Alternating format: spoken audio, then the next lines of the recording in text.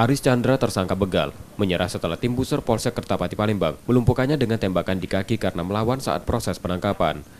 Lokasi tersangka melakukan pembegalan sering dilakukan di daerah di Kertapati. Daerah lain tempat operasi kejahatan tersangka, diantaranya di Jalan Yusuf Singadikane dan Jembatan Musi 2 Palembang, dengan korban warga yang melintas.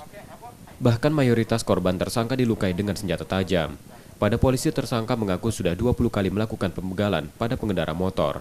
Dari tersangka, polisi menyita senjata tajam dan motor yang digunakan melakukan kejahatan.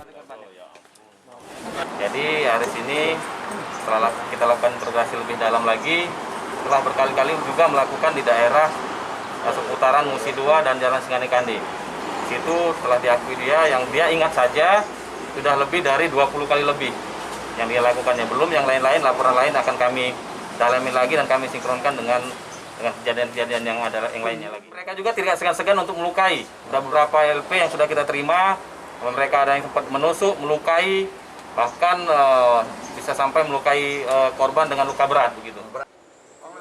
Karena kejahatannya itu, tersangka terancam hukuman di atas 7 tahun penjara.